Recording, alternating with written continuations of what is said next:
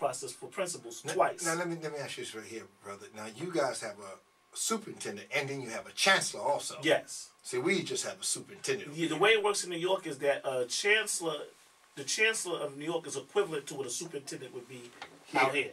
But in New York, because the system is so big, you have a chancellor and then superintendents of local communities. Oh, okay. But the superintendent like here, a borough president, yes, sir. So the superintendent here is equivalent to what a chancellor would be in New York. New York, okay, absolutely. Okay. So I walked in, and one of the things that I decided to do over that summer was I met with the parents. I asked the PTA to come in.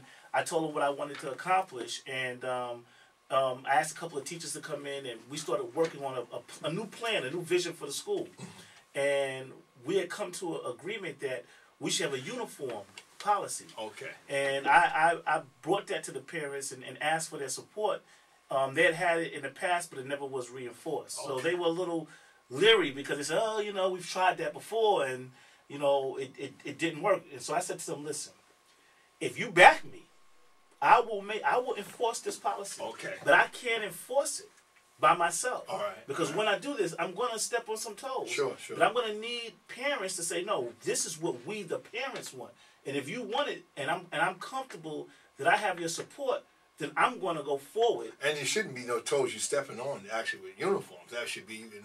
It should be, but you have throw extra uniforms in there to say the parents. But I understand. But you have to understand the way things have changed today. Right. You know, before, you know, children went to school. When I went to school, my mother gave me one basic rule. Boy, I better not get a call from one of the teachers telling you act up. Right. And then, you know, and that was it. Yeah. And you had to, a lot of times you had to explain yourself to prove that you was right, because you was wrong already just by the phone call. But today, it's a different mentality. You know, the children come to the school, bringing the parents into the school to tell you off. Right. So things have switched. Sure. So when the uniform policy came, there were going to be some children who didn't want it, and they would tell their parents, and then their parents would come in and tell me, well, my child doesn't want it. Rather than the parent dictating to the child, no, this is the agenda here, and this is what you're going to follow. So we've kind of have our priorities off. Sure. But anyway, we went forth with the uniform policy. I sent out letters to the parents that summer, and it went throughout the community like wildfire. Did you get that letter? He gonna make us wear uniforms. So I knew the first week in September that I was going to be challenged, because, you know, the certain students are just going to say, I'm not going to wear it. Sure. And I come from growing up, I had a little what it was called street credibility. You know, growing up, being young and being in the hood, I know a little bit about when you say you're going to do something, you better do it. Sure. Because if you don't do it, then you don't have any credibility. Right. So the first day of school, all the students walked into the building. Most of the 6th graders, which was the new population, was in uniform.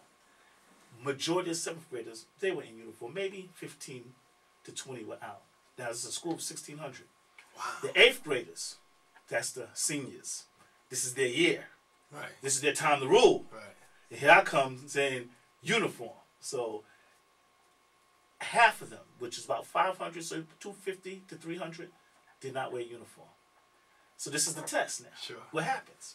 So what I did was I said, okay, I'm going to prepare for this, because I know they're going to test me. Mm-hmm. And if I can withstand the test and not blink, then I can pull this thing off. So I had all the PTA parents who supported me come the first day, and for the first month they came, actually, so that they could record what I was doing, because I didn't want anyone to say that I was treating children inappropriately or not, or being unfair in my administration of rules. So I wanted parents that could say, no, we're here, we're watching, we're observing, and you know what? He's doing the right thing. You know, and a lot of times, school leaders, we have to sometimes learn to humble ourselves and ask for help, and not be so arrogant when it comes to bringing forth decisions. Because I have had very great success with parents. And people always say, well, what do you do? I say, I simply ask. I say, I need your help. Talk to them. I don't have all the solutions. What's your input? And when people realize that you're being sincere with that, they tend to, you know, get on board. After a while, they say, okay, this guy's not playing. He really wants to make this thing happen. Positive change. So, I'm sorry, but we got the uniform in. Sure. The students showed up for the first day, and those who didn't have uniform had to wait outside, and I brought them into the auditorium, and I said to them, you know, the Lord says I have to teach you. Right. But your instruction will be happening in the auditorium today.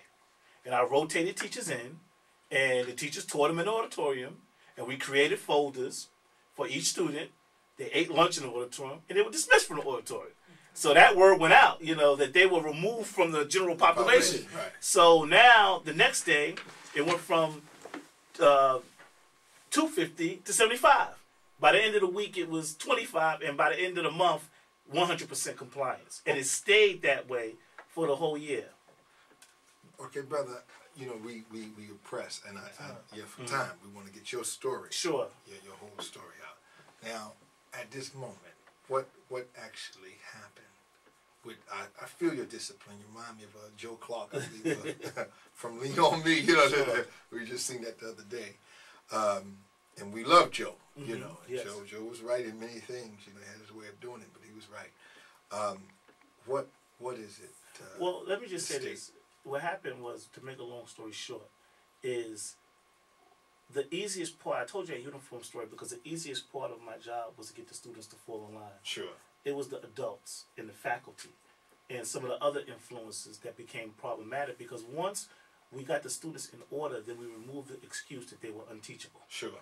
And now the focus was, you must teach these children. Yes. And you must rethink the way you teach them. Sure. I love Joe Clark too, but there's only one problem I have with how he's been presented.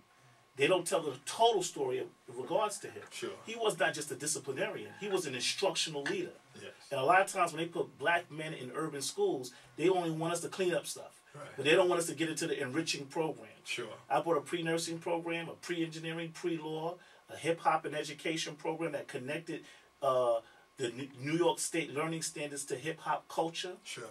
And did you get support from a lot of the hip-hop artists themselves, or? You know, though, not really. I mean, we were in some hip-hop magazines and what have you, but that wasn't our focus.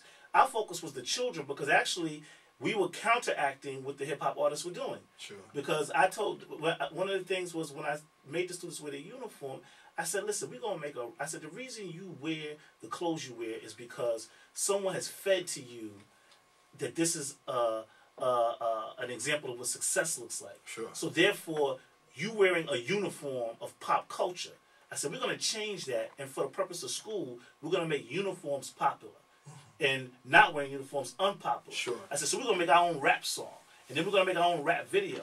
But we didn't just put the students in the video. We taught them how to budget the video. We taught them how to market it. We taught them how to do script writing and recording and editing, and then we did and storyboarding. And so we were now taking the learning and making it relevant in their minds. And this was celebrated.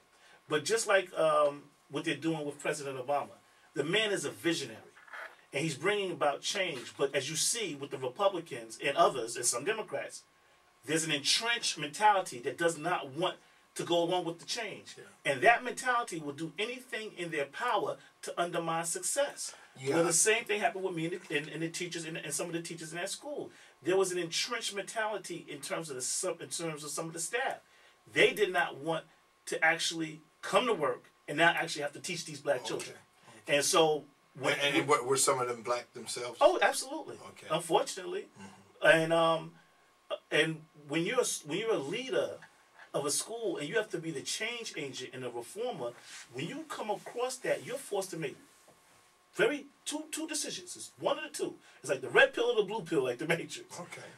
Either I'm going to sit here and see that these children are being miseducated, and I'm not going to do anything because I don't want to rock the boat. Sure. Because I have a career that I'm looking at, and I want to have longevity in this career, so I'm not going to do too much.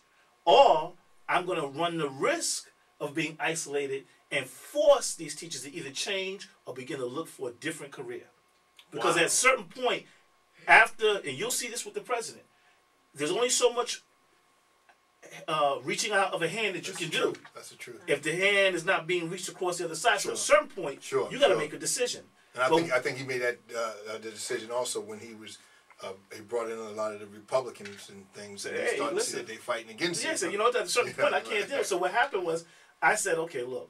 So in my tenure at that school, I had to remove several teachers who did not want to teach our children.